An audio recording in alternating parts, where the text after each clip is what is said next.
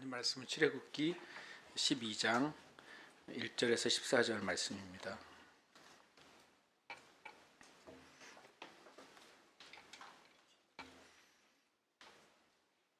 펴 놓으셔도 좋겠고요. 함께 말씀 출애굽기 12장 1절에서 14절 말씀 함께 봉독하겠습니다. 여호와께서 애굽 땅에서 모세와 아론에게 일러 말씀하시되 이 달을 너희에게 달의 시작 곧 해 첫 달이 되게 하고 너희는 이스라엘 온 회중에게 말하여 이르라.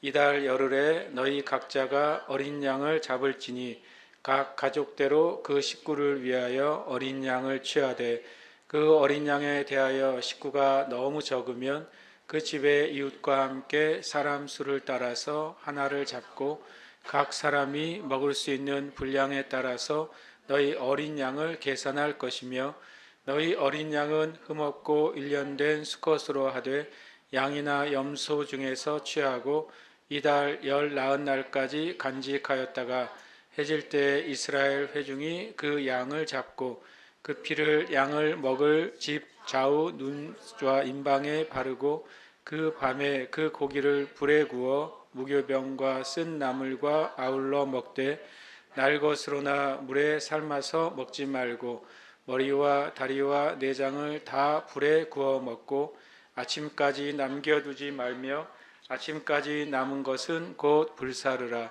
너희는 그것을 이렇게 먹을지니 허리에 띠를 띠고 발에 신을 신고 손에 지팡이를 잡고 급히 먹으라. 이것이 여호와의 유월절이니라. 내가 그 밤에 애굽 땅에 두루 다니며 사람이나 짐승을 막론하고 애굽 땅에 있는 모든 처음 난 것을 다 치고 애굽의 모든 신을 내가 심판하리라. 나는 여호와라. 내가 애굽 땅을 칠 때에 그 피가 너희가 사는 집에 있어서 너희를 위하여 표적이 될지라. 내가 피를 볼 때 너희를 넘어가리니 재앙이 너희에게 내려 멸하지 아니하리라. 너희는 이 날을 기념하여 여호와의 절기를 삼아 영원한 규례로 대대로 지킬지니라. 아멘. 할렐루야. 아멘. 시간 수요 영광 예배 오신 여러분 환영하고 축복합니다. 오늘 말씀을 이제 묵상하다가 이런 주제를 가지고 말씀을 나누기를 원합니다. 한번 같이 읽어볼까요? 시작. 성도에게 연월 일시는 없다. 한번 더 읽어볼까요? 성도에게 연월 일시는 없다. 연월 일시가 뭔지 아세요? 연월 일시가 사주팔자예요. 이게 연월 일시를 두 한자로 이제 표현하단 말이죠. 뭐 매년 되면 뭐 올해가 무슨 양이다라고 두 글자를 하잖아요. 그 육십갑자가 이제 십간십이지. 자축인묘 진사오미 신유술에 그다음에 12시잖아요. 그다음에 10가지가 갑을 병정 무기 경신 임계 이게 이제 합쳐져 가지고 60개 이제 갑이 이렇게 나오는 거예요. 한 바퀴 돌 때를 뭐라 그래요? 회갑 이렇게 하죠. 예, 사주팔자가 한 바퀴 돌면 회갑이 돼요. 60년이 돌아가는 거예요. 꼭 제가 연월일시를 그걸 말한 건 아니고요.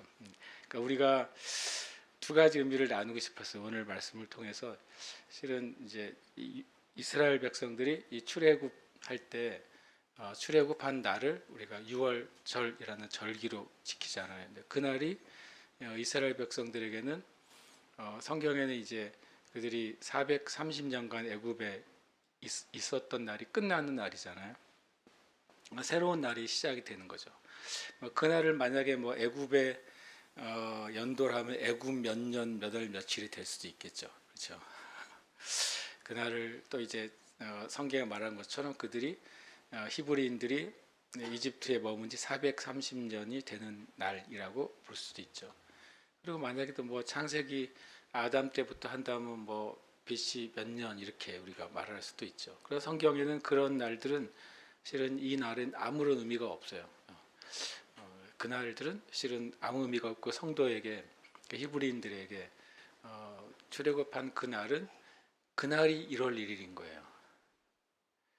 실제로 이제 이따 살펴보겠지만 그날이 그 아비벌이라고 불리는 날 아비벌은 실은 3월과 4월 사이에 있잖아요. 아비벌이라고 불리는 날이 당시에는 7월이었어요. 7월. 근데 7월 달이 그들에게 갑자기 1월이 된 것이죠.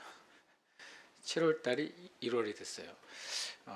달력을 세는 기준이 완전히 바뀐 것이고, 단순히 예를 들어서 2023년 오늘이 며칠이에요?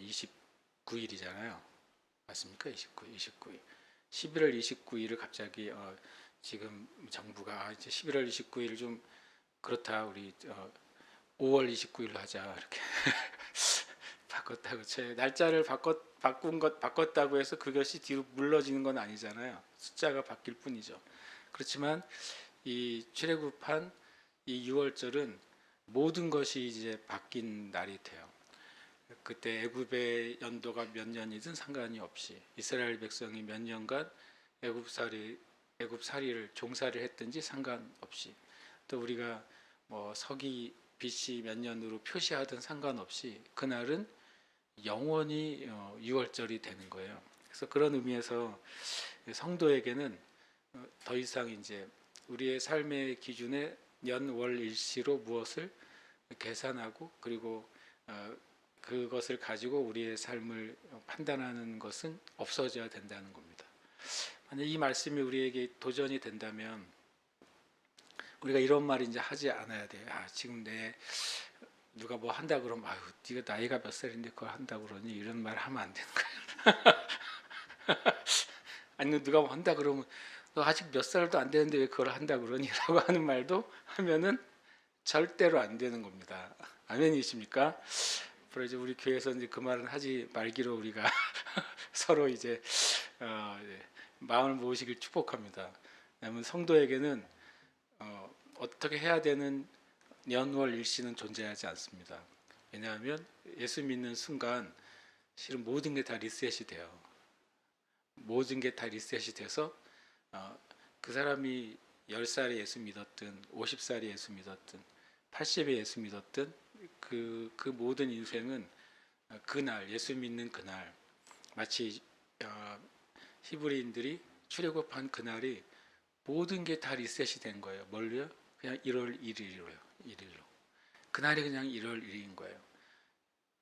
누가 몇 년, 몇 월, 며칠이라고 하는 상관이 없어요. 그들에게는 1년 1월 1일이야. 그날이. 엄청난 리셋이잖아요.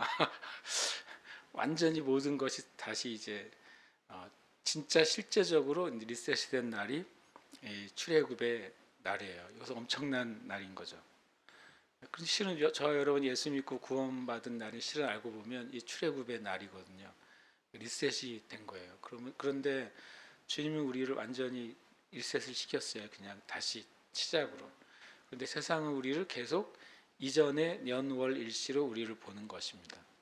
마귀는 우리 이전에 우리의 이 세상의 때와 기준으로 이 연월 일시로 계속 우리에게 메시지를 줄 거예요. 지금도 주고 있고 우리는 그것을 받고 있죠. 그 엄청난 이제 그 압력과 푸시가 있죠. 우리의 삶에. 그런데 우리가 예수 믿은 다음에는 우리에게 놀라운 일이 시작됐다는 것을 우리가 아느냐 모르느냐, 그거는 저와 여러분의 인생에 엄청난 변화가 있는 겁니다. 우리가 어떻게 태어났습니까? 어떻게 태어났죠? 하나님께로부터 태어났잖아요. 맞습니까? 맞습니까? 하나님께로부터 태어났어요. 성경에 그렇게 말하잖아요. 우리가 혈통과 육정으로 태어난 게 아니라 하나님께로부터 태어났어요. 그게 이제 그리스도인의 본질이에요. 그거는 그냥 어떤 심볼이 아니에요. 그리스도인의 본성은 내가 예수 믿을 때 그날 하나님으로부터 태어났어요. 그런데 요한복음 1장 12절, 12절, 13절, 14절을 보면 하나님께로부터 난 자들이니라. 그리고 보면 그 밑에 난하주에 뭐라고 써 있는지 아세요? 하나님께로부터 난 자들이니라에 난하주에 보면 하늘로부터 난 자들이다라고 돼 있어요. 예수 믿은 것은, 거듭난 것은 하나님으로부터 태어났고 하늘로부터 태어났어요. 우리가 저와 여러분이 생일이 다 있잖아요. 우리가 육신의 생일이 있잖아요. 육신의 생일은 우리 부모님의 몸을 통해 태어났죠. 그래서 연월 일시가 존재하죠. 왜냐하면 역사는 이 년월일시라는 시간 안에 존재하니까. 근데 우리가 하나님으로부터 태어났잖아요. 하나님에게 년월일시가 존재하십니까? 존재하나요? 존재하지 않죠. 그죠? 예. 하나님은 어떤 하나님이시니까요? 영원하신 하나님이시니까. 이번에 이걸 좀 깨달았어요. 출애굽기 12장을 한참 보다가 내가 하나님으로부터 태어났네. 만약에 부모님이 저의 부모님이 저를 몇 살 때 낳았다 그러면 저희 아버지가 저를 36살에 낳으셨거든요. 36. 저희 아버지 36 10월 25일에 저를 낳았단 말이에요. 연월일시가 생기잖아요. 그죠? 저희 아버지가 저희 부모님이 어디에 속해 있으니까요? 세상의 시간대에 속해 있으니까, 역사에 속해 있으니까 그렇잖아요. 그러니까 우리가 육신에 있을 동안에는 우리 부모님의 연월일시 안에 사는 거예요. 그럼 만약에 우리가 또 계속 육신에 속해 있다면 우리의 자녀도 우리의 연월일시 안에 사는 거죠. 그렇잖아요. 그렇죠? 그런데 요한복음 1장 12절 이후는 우리가 하나님으로부터 태어났다고 그랬어요. 그럼 하나님의 몇 년, 몇 월, 며칠, 몇 시에 우리가 태어난 거예요? 그게 없잖아요. 그렇죠? 영원한 시간대로 태어난 거예요. 그리고 그 말의 다른 의미로는 하늘로부터 났다고 그랬잖아요. 이 땅엔 시간이 있죠. 왜냐하면 지구가 자전하니까. 지구가 자전할 때 그 자전하는 시간을 이제 24시간이라고 정했잖아요. 그리고 그게 또 공전을 하잖아요. 그게 태양을 한번 도는 것을 365일이라고 정했잖아요. 그러니까 우리가 이 땅에 육신의 삶을 사는 동안엔 그 연월 일시의 시간과 날과 절기를 따라서 우리가 살아요. 그런데 그게 이제 땅의 시간이죠. 근데 우리가 하나님으로부터 태어났을 뿐만 아니라 하늘로부터 태어났다고 성경은 말하잖아요. 거기서 하늘은 하나님의 영역이죠. 하나님의 나라에 시간이 있습니까? 없죠. 그렇죠. 성경 분명히 말씀하고 있어요. 영원한 하나님의 나라. 그럼 저 여러분이 영원한 하나님 나라의 시간대에서 태어난 거예요. 그것을 좀 많이 좀 묵상을 하게 됐어요. 오늘. 내가 하나님으로 태어났어. 그러니까 나는 하나님의 그 시간대에서는 영원해서 태어난 거야. 그냥 성경적으로는요. 영혼도 나버린 거죠. 그리고 나는 하늘로부터 났어요. 그러니까 내가 나의 인생도 그 하늘에 속한 시간대로 살아가야 되는 거예요. 그게 거듭남의 놀라운 비밀이라는 사실을 출애굽기 12장 6월절을 이제 읽는데 제가 깨닫게 됐어요. 그래서 그 사실을 좀 오늘 나누고 싶습니다. 근데 오늘 말씀은 좀 이제 한 절 한 절을 좀 이해할 게 있어서 좀 이제 지난번에 제가 막 표처럼 만들었는데 오늘은 말씀을 좀 봐야 될 것 같아요. 여호와께서 애굽 땅에서 모세와 아론에게 일러 말씀하시되 1절도 재밌죠. 애굽 땅에서 말씀하세요. 여전히 지금 애굽 땅에 있죠. 우리가 성경에서 이제 신약에서 애굽은 바로 세상을 얘기하잖아요. 항상 이 세상 가운데서 주님이 모세와 아론이라는 주님의 종을 통해 말씀하시는데 누구에게 말씀하시는 거예요? 실은요 이스라엘 백성 전체에게 말씀하시는 거죠. 이 모세와 아론은 하나님의 말씀을 전하는 통로죠. 통로. 어쨌든 하나님의 말씀은 우리가 살아가는 그냥 삶의 자리에서 임해요. 우리의 삶의 자리, 거기가 어디든지 다 애굽이죠. 거기에서 하나님의 통로가 되는 어떤 사람이나 메시지를 통해 임하는 거죠. 저와 같은 목회자를 통해서 말씀하실 수 있고, 또 때로는 여러분이 개인적으로 읽는 말씀의 묵상 시간에 말씀하실 수도 있고, 어쨌든 우리가 땅을 밟고 있는 내 환경, 상황, 지금 실제죠. 거기에서 주님은 어떤 통로를 통해서 말씀하십니다. 이 날이 엄청 중요한 날이 되죠. 이 달을 너희에게 달의 시작, 곧 해의 첫 달이 되게 하고, 이 단어 하나가 되게 중요합니다. 이 달이라고 하는 것은, 이 달은 뭐냐면 모세와 아론을 포함한 이스라엘 백성 더 확장되면 애굽 사람들이 생각하는 이 달이죠.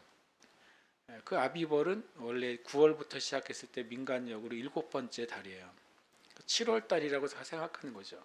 그리고 그 달은 뭐 하는 달이에요? 그날은 이제 추수를 해야 되는 달인 거죠.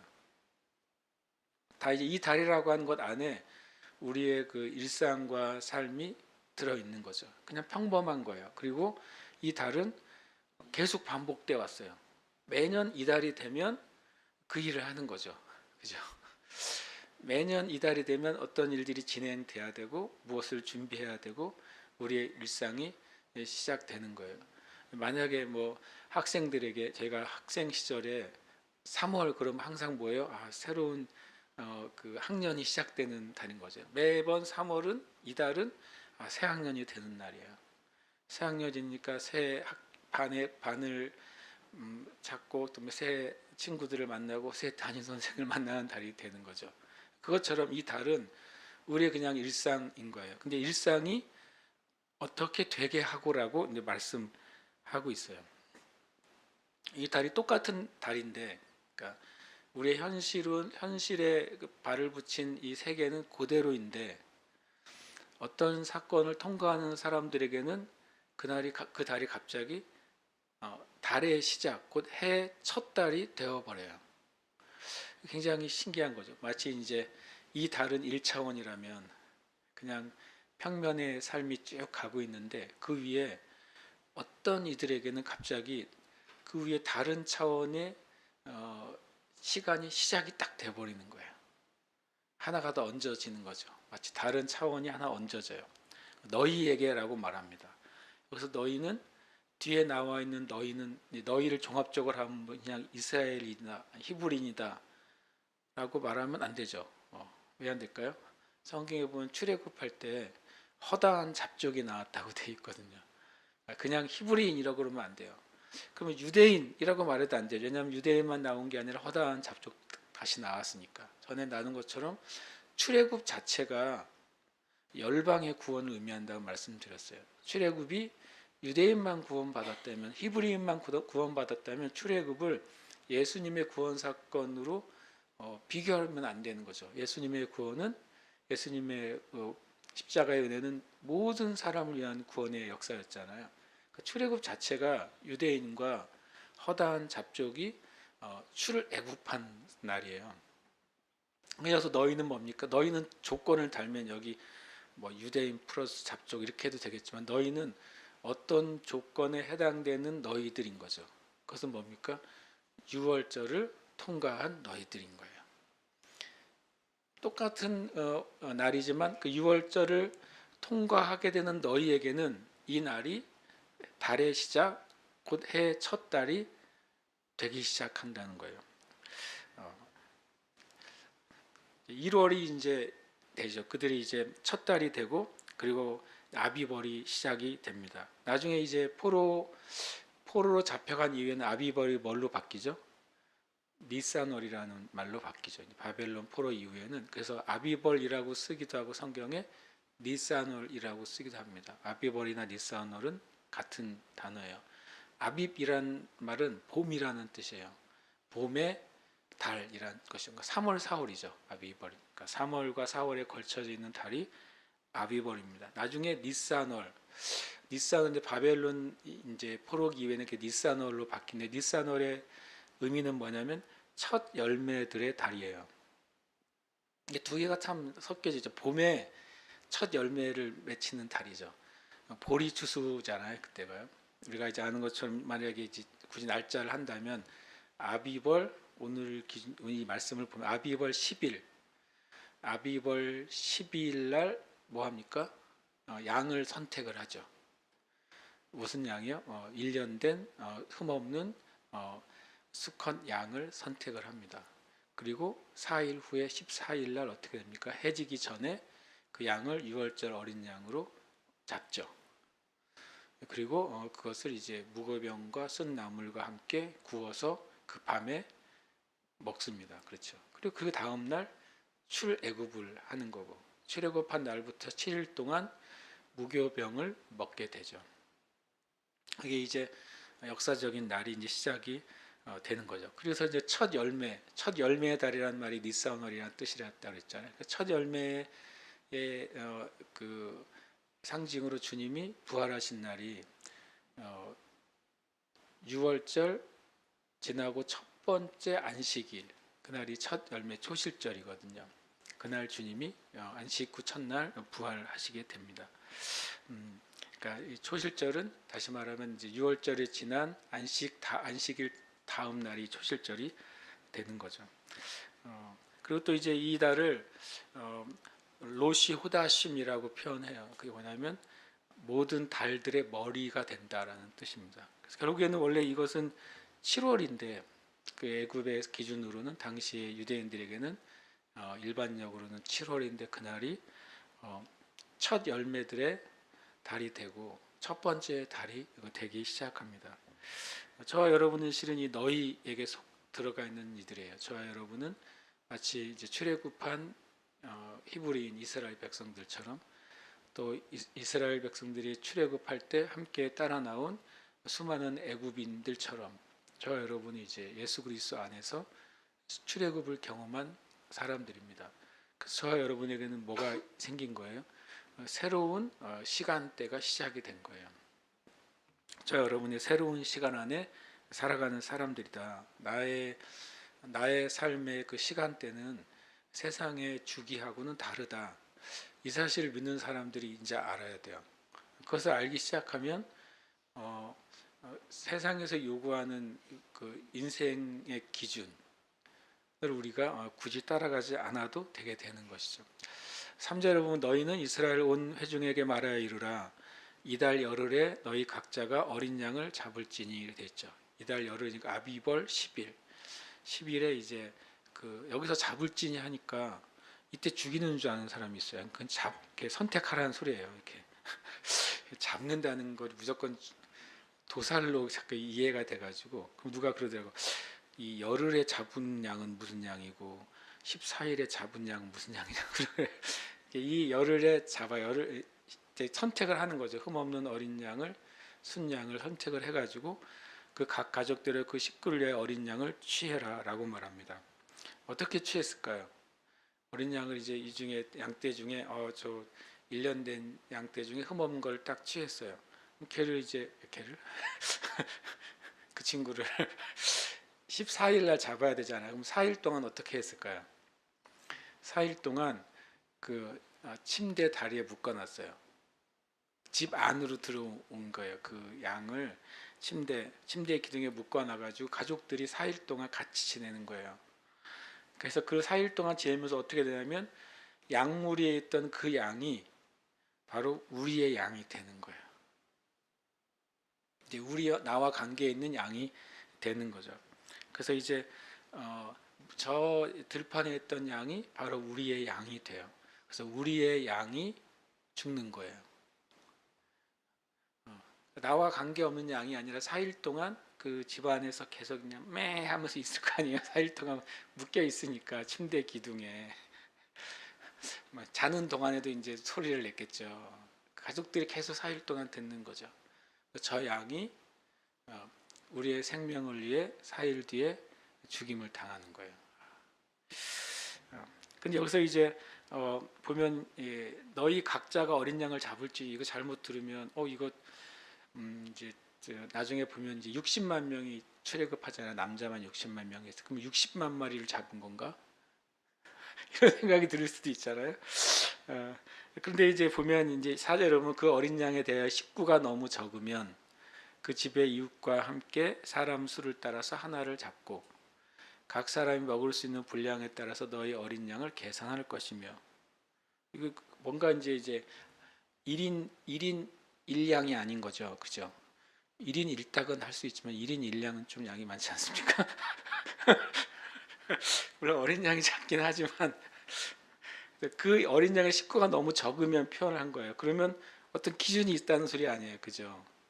한 마리 양을 먹게 적당한 식구의 수가 정해져 있는 거죠. 그리고 그 집의 이웃과 함께 사람 수를 따라서 하나를 잡고라고 돼 있고 각 사람이 먹을 수 있는 분량에 따라서 너희 어린 양을 계산할 것이며 라고 했어요. 예. 그 양을 잡아서 구워서 요즘 뭐 양꼬치 파는데 양꼬치 먹으러 가본 적이 없어요, 한 번도. 제가 이제 2001년입니까? 2년이니까 늘 헷갈리는데 2001년인 것 같지. 아무래도 제가 케냐를 갔을 때가, 케냐를 어쩌다 갔었는데 그때 그 선교사님을 이제 도와드리러 갔다가 손님이 왔다고 이제 양을 한 마리 잡으셨어요. 정말 옆에 있는 전도사님 보고, 그러니까 케냐 마사이 전도사님 보고 양 좀 한 마리 잡아오라 그러니까 그 케냐 마사이 전도사님이 칼을 차고 다니더라고요, 허리에. 그 마사이들이 칼을 늘 차고 다녔대요. 지금은 모르겠어요. 그 선교사님이 제발 예배 때 칼 좀 차고 오지 말라고 그랬대요. 다 칼 차고 들어오니까 그러니까 마사이들 이건 나의 생명이라 그러더래요. 그래서 뺄 수가 없다고. 그래서 그 선교사님 그랬어. 제발 교회에서 싸우지만 마라. 그러면 무조건 칼부림 날 것 같으니까. 근데 그 칼을 빼서 양을 잡더라고요, 진짜로. 양을 잡아가지고 그 고기를 정말 꼬치로 꿰가지고 제가 그걸 먹었어요. 구운 양을. 그런데 뭐 가족, 선교사님 가족이랑 저랑 먹었으니까 뭐 정말 엄청 많이 먹었는데도 많이 남았거든요. 그래서 이제 봤더니 유대인들은 이 어린 양 한 마리를 먹을 만한 수를 10명으로 봐요. 10명.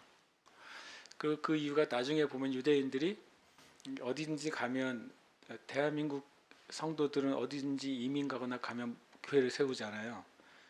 그런데 유대인들도 어디를 가면, 유대인들이 사회가 생겨지면 9명이 될 때까지는 회당을 못 지어요. 룰이에요. 10명이 돼야 유대인 회당을 지을 수 있어요. 그게 이제 10명을 하나의 이제 독립적인 공동체 단위로 이제 보는 전통이 있는 것 같아요. 그게 이제 아마 이때부터 생겼을 가능성이 있어요. 그 전에 생겼을 수도 있지만 그 명시되지는 않았어요. 어쨌든 현재 유대인들 회당의 전통에 의하면 성인 남자 10명이 있으면 조건이 아니라 실은 그걸 의무예요. 회당을 세워야 돼요. 어떤 형태로든지.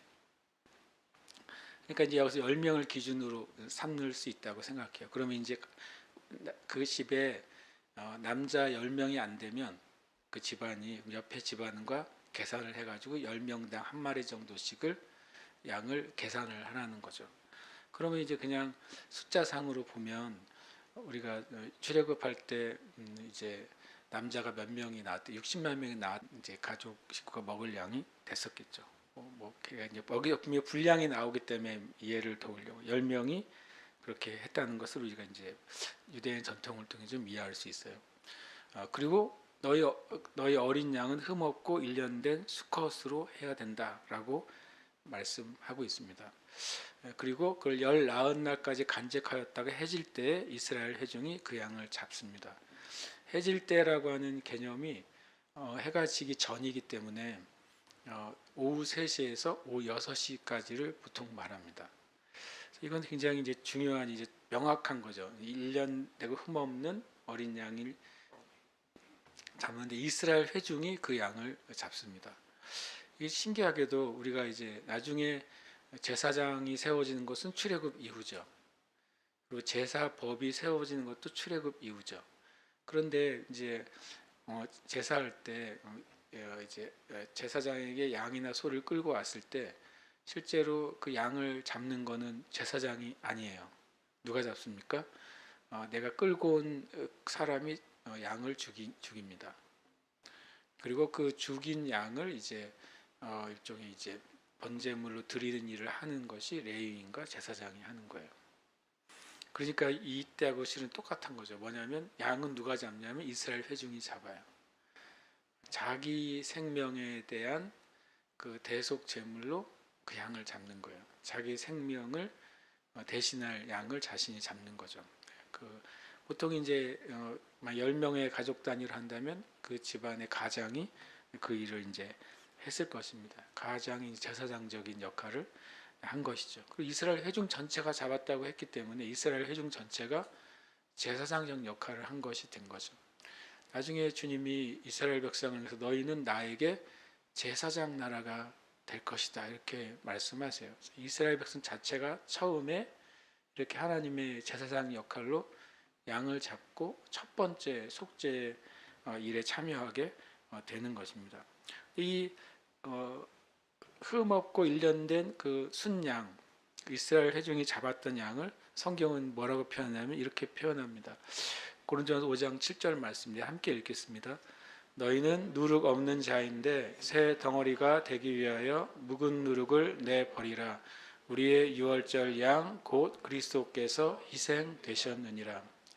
사도 바울은 명확하게 출애굽 때 희생된 그 유월절의 양은 바로 예수 그리스도라고 아주 명확하게 이제 못 박아 놨어요. 우리의 유월절 양 곧 그리스도께서 희생되셨다. 이 첫 번째 유월절 날 히브리인들이 주님의 그 명령에 순종해서 양을 잡았을 때 그것을 사도 바울은 바로 예수 그리스도께서 희생되신 일이다라고 우리에게 가르쳐 주는 것이죠. 바로 이제 14일 저녁 양을 잡는 그 시간 오후 3시에서 6시 사이에 예수님께서 십자가 위에서 이제 다 이루었다 하시고 숨을 거두시는 시간과 또 이때가 일치합니다. 주님이 유월절 어린 양으로 그렇게 신기하게도 이스라엘 백성들의 손에 의해서 십자가에 넘겨지죠.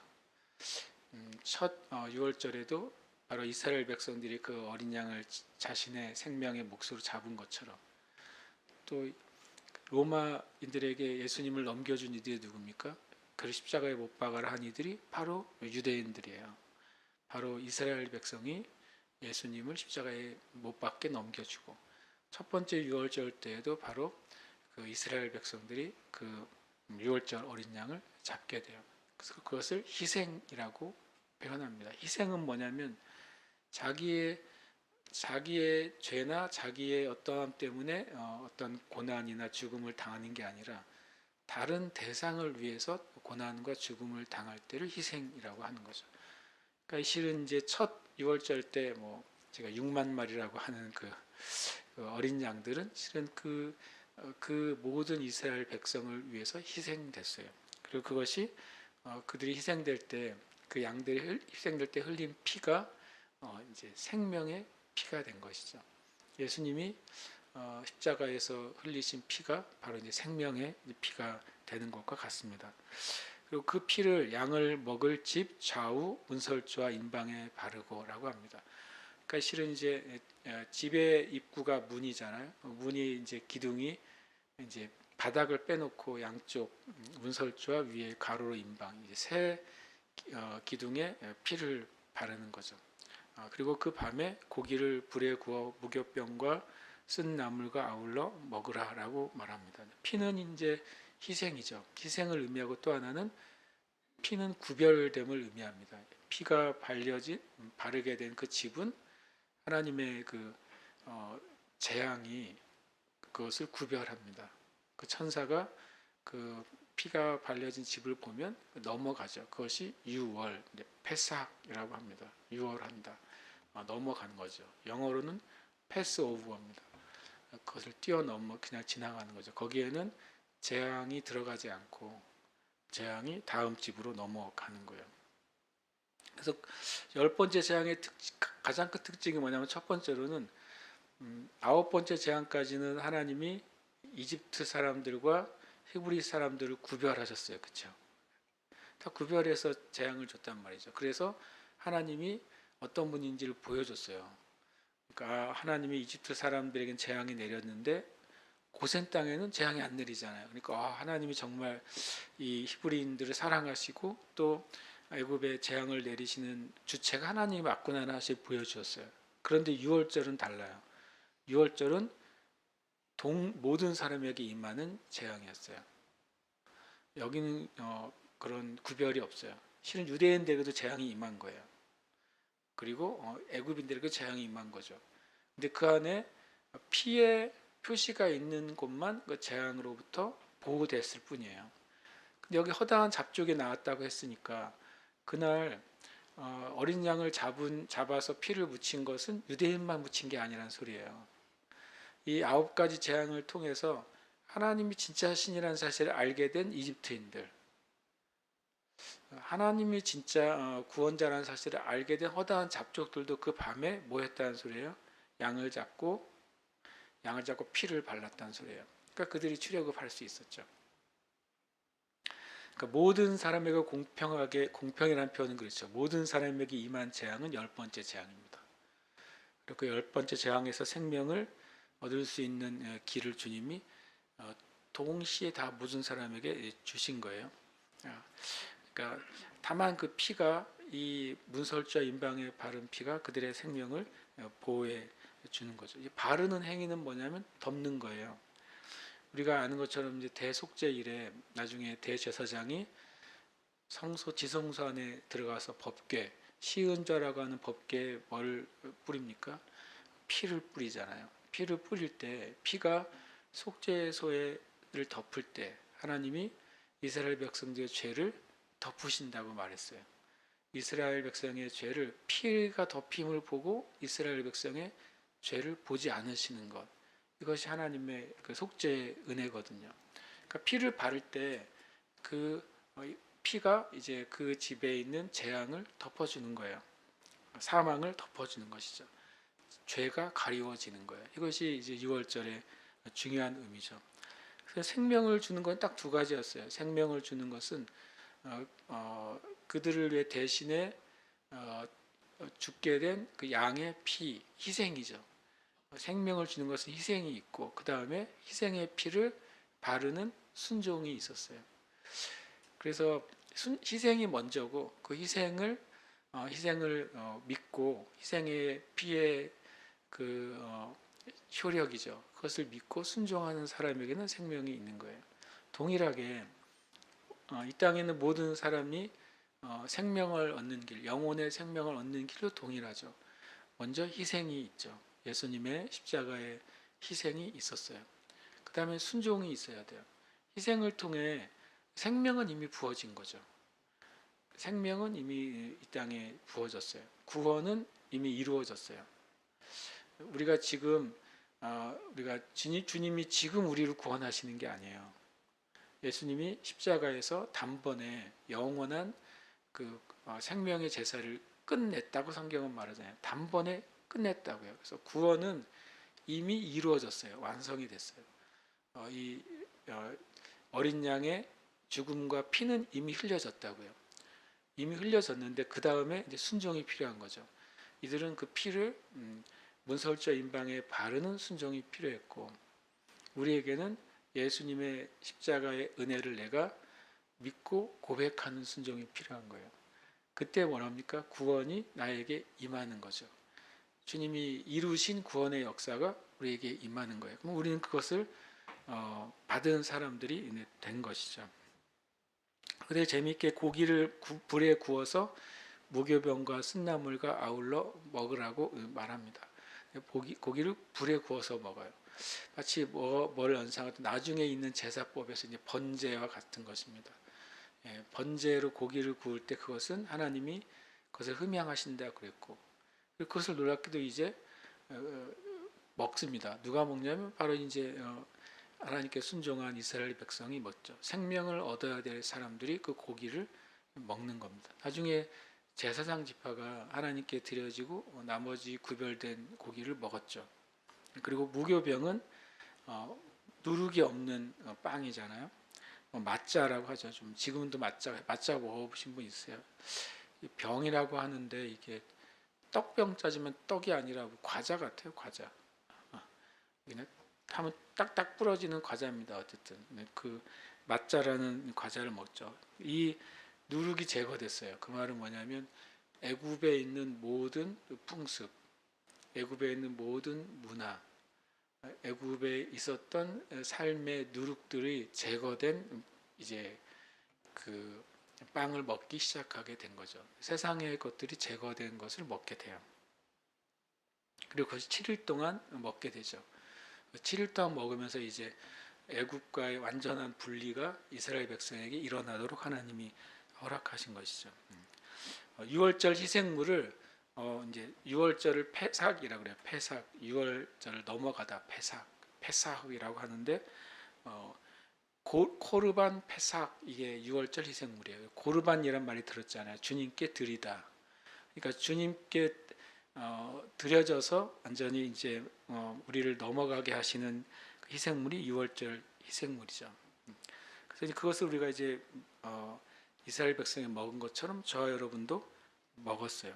쓴 나물은 뭐냐면 고난을 기억하게 하는 거예요. 애굽에서의 삶이 얼마나 고난스러웠는지. 그래서 주님이 우리를 이 고난과 그 재앙으로부터 건져 주신 것을 기억하는 거죠.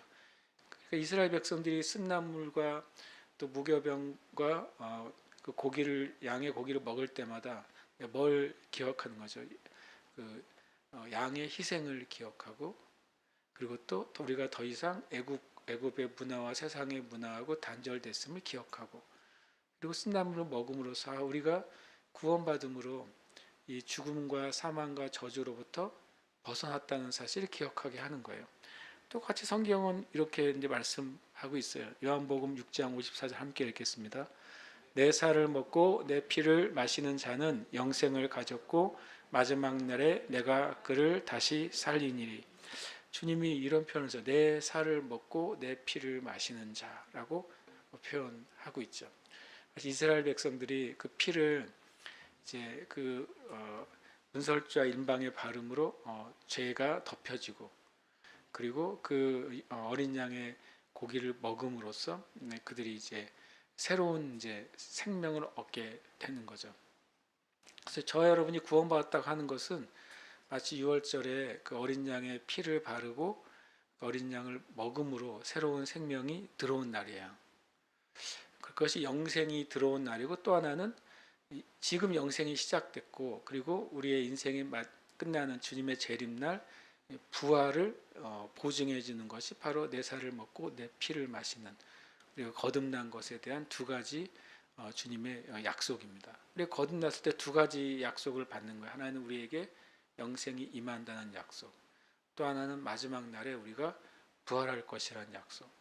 구원 자체에 예수 믿고 고백하는 것 자체에 영생과 부활의 약속이 동일하게 있다고 이제 예수님께서 말씀하십니다. 그러면서 이제 10절에 아침까지 남겨두지 말며 아침까지 남은 것을 불사르라고 말합니다. 왜 불사르라고 하냐면 이 음식은 육신을 위한 음식이 아니기 때문에 그래요. 육신을 위한 음식이면 남겨뒀다가 또 먹으면 되잖아요. 근데 여기 영의 생명을 주는 음식이니까 이것은 딱 한 번이면 되는 거예요. 그날 밤 이스라엘 백성들이 먹었던 그것은 나중에 유월절은 기념하는 유월절이잖아요. 그러니까 기념하는 음식이죠. 이들의 평생에 이 유월절 음식 딱 한 번 먹는 거죠. 이날 구원의 날 먹는 이 음식은 바로 그들에게 영원한 것을 준 날이 돼요. 모든 것이 바뀐 날이 되죠. 마찬가지로 저와 여러분이 예수 그리스도를 믿고 구원받은 그날은 이것은 육신을 위한 어떤 날이 아니라 우리의 영적 생명을 위한 날이기 때문에 그것을 남겨두지 말라고 그래요. 불사르다. 그러니까 육신을 위한 것이 아니라 영의 생명을 위한 음식이기 때문에 그렇습니다. 영원한 생명의 은혜를 단 한 번이면 되는 거예요. 우리가 두 번 예수 믿을 필요가 없잖아요. 두 번 성령세를 받을 필요는 없어요. 그러니까 우리는 두 번 영접 기도할 필요가 없어요. 진실한 영접 기도는 한 번이면 그것이 영원한 생명의 효력을 갖습니다. 그래서 나머지 것은 불사르라고 말씀하시죠. 너희는 그것을 이렇게 먹을지니 허리에 띠를 띠고 발에 신을 신고 손에 지팡이를 잡고 먹으라. 가만히 보면 재미있는 게 아니라 되게 중요한 걸 말하죠. 그들이 430년 동안의 삶은 뭐였냐면 애굽에서의 삶이었잖아요. 정주하는 삶이었어요. 430년 전 하나님이 원래 그들에게 허락하신 그 믿음의 조상들의 삶은 뭐였어요? 허리에 띠를 띠고 발에 신을 짚고 지팡이를 짚고 사는 삶이었어요. 유목민의 삶이었죠. 그죠? 430년 동안은 그냥 정주하는 삶을 살았는데 이제 이날부터는 뭐가 바뀐 거예요? 이제는 직업이 바뀌게 돼요. 그들이 원래 하나님이 부르신 믿음의 조상들의 삶의 모습으로 회귀하는 날이 된 거예요. 물론 이것이 허리에 띠를 띠고 발에 신을 찢고 손에 지팡이를 찢고 뭐 급히 먹으라 내일 당장 나가기 위한 준비로서의 복장도 맞아요. 그렇지만 알고 보면 그날이 영원히 바뀐 날이라는 소리는 뭐냐면 원래 그들에게 주셨던 삶으로 복귀하는 날인 거예요. 원래 그들에게 주셨던 유목민의 삶이죠. 주님의 뜻을 따라서 실은 움직이는 삶이었잖아요. 아브라함이 갈대아 우르에서 하란에 갔다가 하란에서 이 가나안 땅에 내려오는 그때마다 하나님의 인도하심을 구해야 됐고 하나님의 뜻을 구해야 됐고 가는 곳마다 단을 쌓고 주님을 예배했던 그 삶. 소돔과 고모라 땅을 선택하지 않고 주님이 약속의 땅을 선택하게 했던 그 삶. 히브리서 11장에 뭐라고 합니까? 그들의 일평생을 나그네로 살았다고 그러잖아요. 본향을 찾는 나그네로 살았던 삶. 그것이 믿음의 조상들의 삶이잖아요. 하나님은 이들을 해방하는 날 다시 원래 조상들의 모습으로 복장을 바꾸신다는 걸 제가 알았어요. 허리에 띠를 띠고 발에 신을 신고 손에 지팡이를 잡는 삶으로 딱 시작이 되는 거죠. 나그네의 삶, 유목민의 삶이 시작됩니다. 근데 그리스도인이 예수 믿는 날은 이제 우리의 그 홈이 바뀌는 거잖아요. 홈이 이 땅이 아니라 영원한 천국이 되는 날이에요. 그날 그 영원한 천국까지 뭐냐면 이제 영적인 나그네 삶을 살아가는 거죠. 그 철로 역정 있잖아요. 존 버년이 쓴 철로 역정. 그걸 이제 나그네의 삶, 영적인 순례자의 삶, 필그림이라고 하잖아요. 그러니까 이 삶으로 시작이 된 거예요. 예수 믿는 순간 우리가 이 땅이 내가 영원히 살 땅이 아니라 하나님의 나라가 영원히 내가 살아야 될 땅이라는 사실을 깨닫게 되는 날이 되는 거죠. 그리고 그 다음부터 이제 이것이 허리에 띠를 신고 발에 신을 신고 손에 지팡이를 짚는 삶으로 바뀌어요. 그래서 이 날이 여호와의 유월절인 거예요. 제가 생각했어요. 이 날이 다 바뀌는 날이에요. 시간대가 바뀌고요. 그들의 삶의 방식이 바뀌고요. 음식이 바뀌어요. 문화가 바뀌고 법이 바뀌고 또 뭐가 바뀌냐면 국적이 바뀌어요. 국적이 애굽인에서 이제는 자유인으로 국적이 바뀝니다. 그래서 모든 것이 인생의 모든 것이 바뀌는 날, 그날이 여호와의 유월절이죠.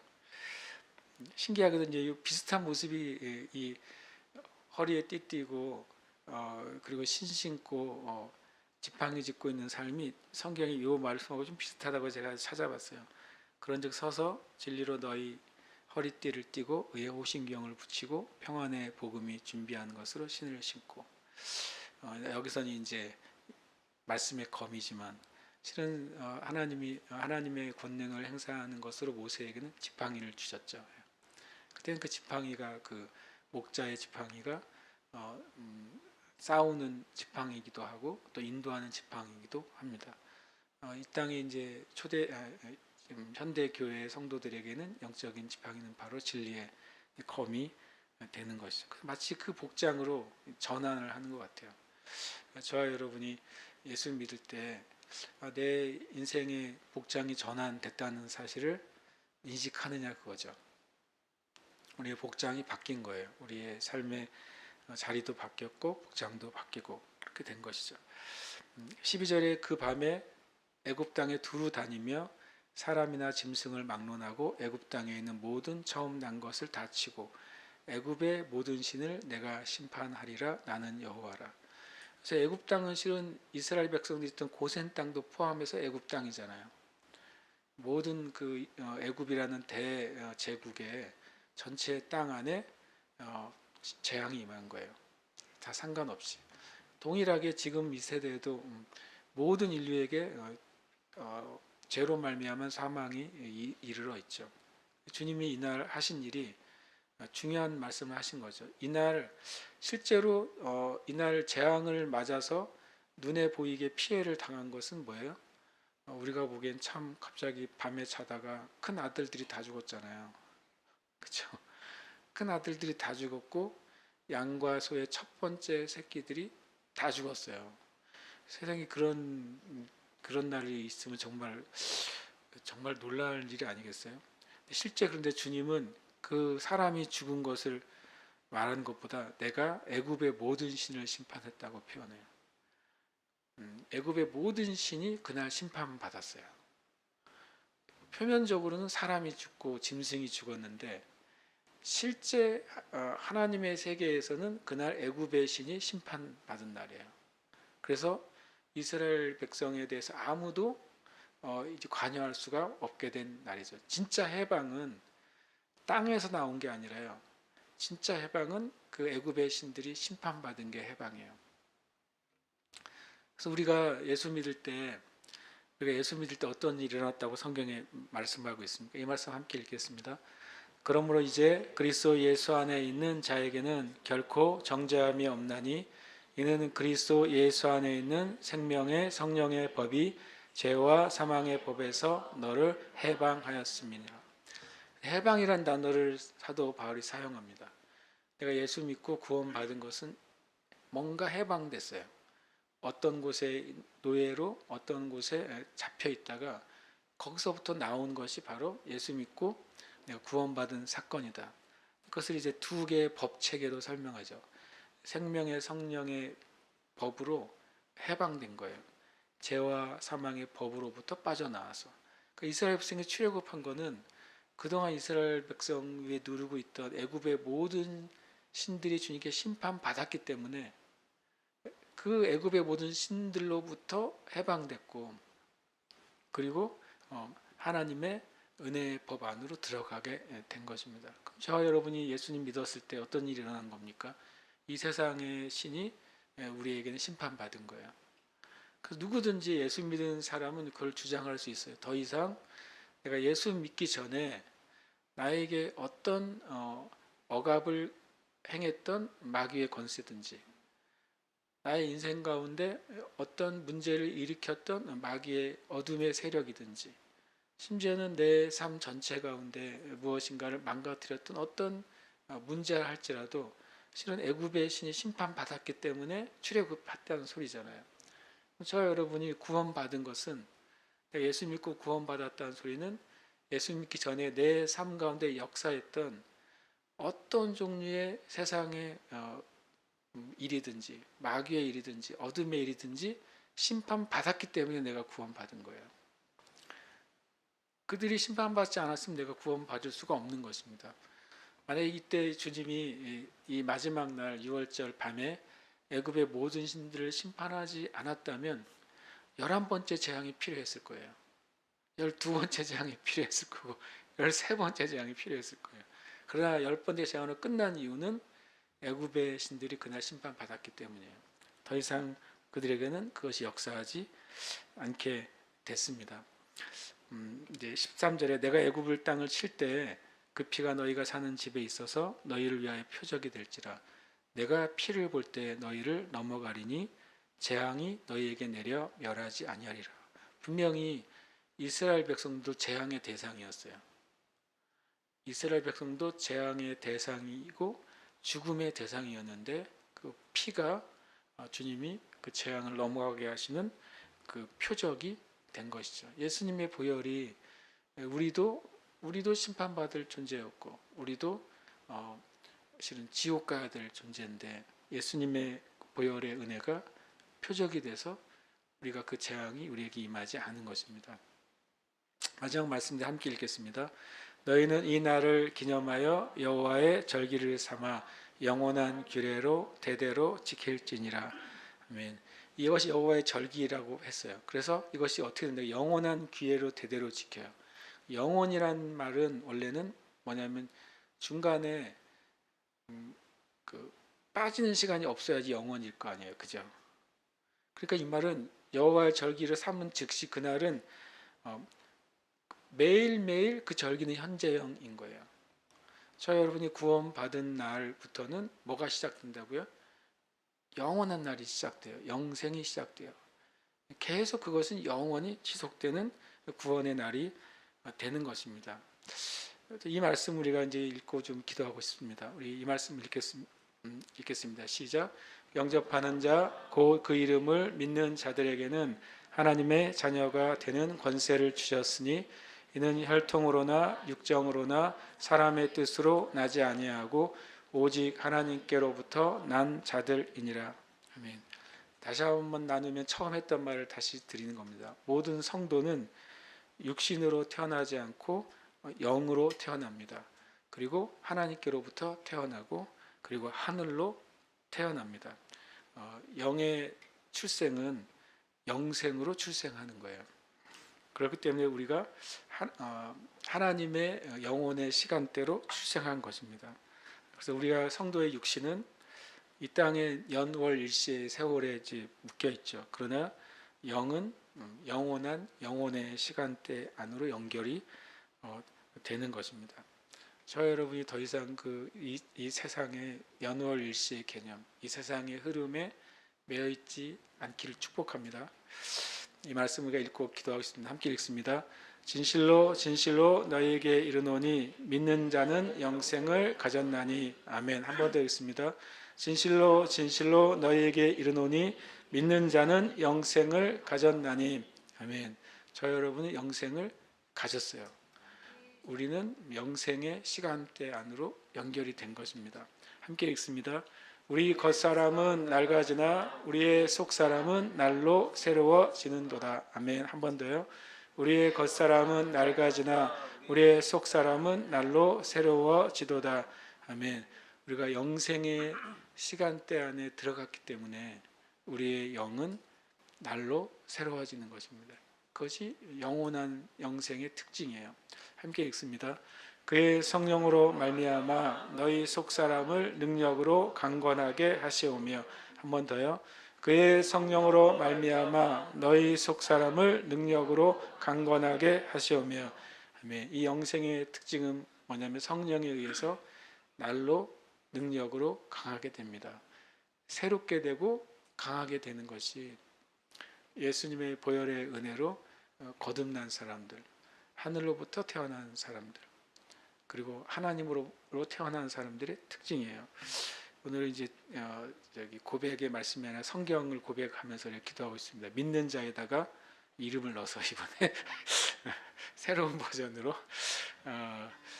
이 말씀을 저를 장절은 빼고 있는 말씀만 읽는데 믿는 자는 여러분과 저의 이름을 넣어서 우리가 고백하고 주님 제가 제 삶에 이제 패스오버가 됐습니다. 저는 새로운 시간대 안에서 살아갑니다. 하나님의 시간대, 영생의 시간대, 하늘의 시간대에서 제가 살아갑니다. 이 세대의 그 연월 일시로 이때는 이걸 해야 돼. 이때 이걸 못한 사람은 뒤처진 사람이고 낙오한 사람이야. 라고 제시하는 것에 따라 제가 더 이상 살지 않습니다. 나는 하나님의 시간대 안에서 살아갑니다. 주님은 아주 어린 솔로몬을 왕으로도 일으키셨어요. 주님은 80대 노인인 모세도 일으켜 주셨어요. 주님의 시간대는 우리의 시간대하고는 완전히 다른 것이고 하나님은 하나님의 일을 행하십니다. 우리가 그 안에 있을 때 그렇게 되는 것입니다. 함께 이 시간 말씀 읽고 이 시간 기도하십니다. 주님 저는 하나님의 시간대, 영생의 시간대, 하늘의 시간대 안에 있습니다 라고 고백하며 기도하십니다. 함께 말씀 고백하겠습니다. 진실로 진실로 너희에게 이르노니 고운영은 영생을 가졌나니 우리의 겉사람은 낡아지나 고운영의 속사람은 날로 새로워지도다. 그의 성령으로 말미암아 고운영의 속사람을 능력으로 강건하게 하시오며. 아멘.